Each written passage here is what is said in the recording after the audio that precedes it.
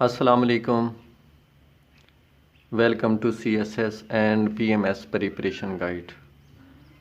آج میں Punjab public service commission combined competitive examination for recruitment to the post of provincial management service 2020 subject Urdu essay precis comprehension and translation.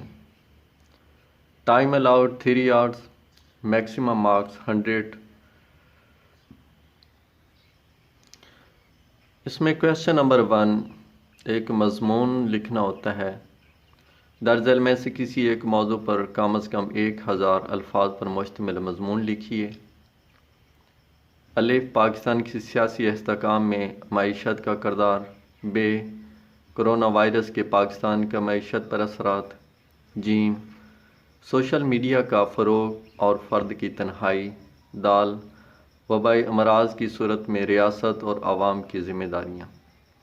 یہ 30 number کا ہوتا ہے جس میں کم از کم 1000 الفاظ لکھنے ہوتے ہیں. یہ جو ایسے ہے یہ آپ ہیڈنگ کی فارم میں بھی لکھ سکتے ہیں, آپ پیراگراف کی فارم بھی لکھ سکتے ہیں, یا اگر یہ مضمون شروع کرنے سے پہلے آپ ان کا تعارف لکھ دیتے ہیں اور پہلے آپ ان کی سرخیاں دے دیتے ہیں اور اس کے بعد پھر ایک ایک سرخی کو 1 by 1 کر کے آپ مزید اس کا ڈسکس کرتے ہیں, اس طرح بھی یہ لکھ سکتے ہیں. اس کے بعد سوال نمبر 2 درج ذیل اقتباس کی تلخیص کیجیے جو اصل عبارت کے 1/3 سے زیادہ نہ ہو. تلخیص کا عنوان بھی دیجیے اور فقط ایک عنوان دیجیے.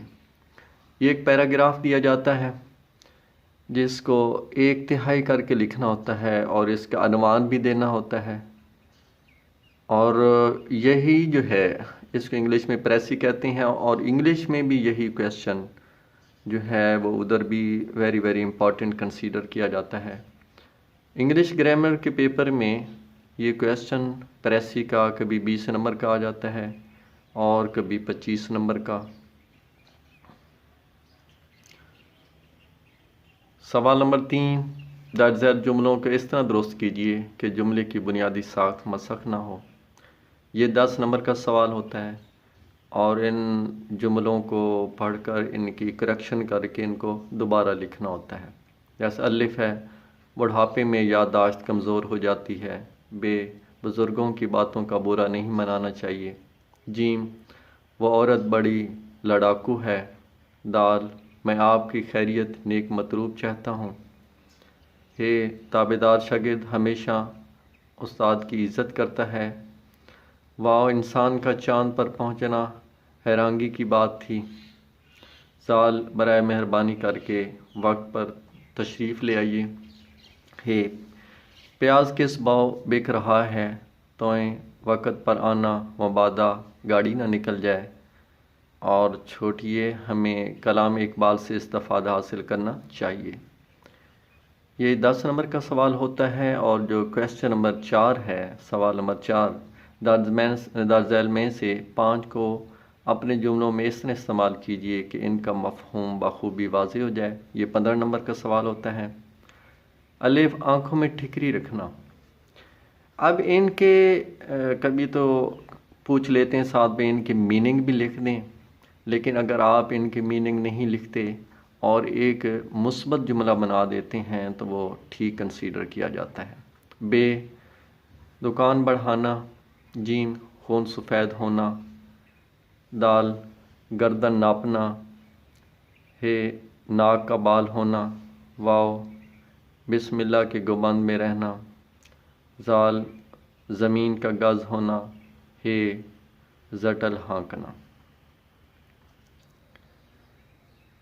سوال نمبر 5 درج ذیل اشعار میں سے صرف 3 اشعار کی تشریح کیجیے. تشریح سے پہلے شاعر کا نام بھی لکھیے. 3 اشعار سے زیادہ اشعار کی تشریح مت کیجیے. یہ سوال بھی 15 نمبر کا ہوتا ہے. کویشچن نمبر 5 میں 5 اشعار دیے گئے ہیں. ان میں سے کسی 3 اشعار کا تشریح کرنی ہے اور ان کے جو شاعر کا نام ہے وہ بھی لکھنا ہے. اور ایک جو شعر ہے اس کی تشریح 5 نمبر کی ہوگی اور اس طرح 3 اشعار کی تشریح جو ہوگی وہ 15 نمبر کی ہوگی۔ کویشچن نمبر 6، کاٹ چھانٹ سے گریز کرتے ہوئے درج ذیل عبارت کا رواں اردو ترجمہ کیجیے۔ یہ 15 نمبر کا ہوتا ہے۔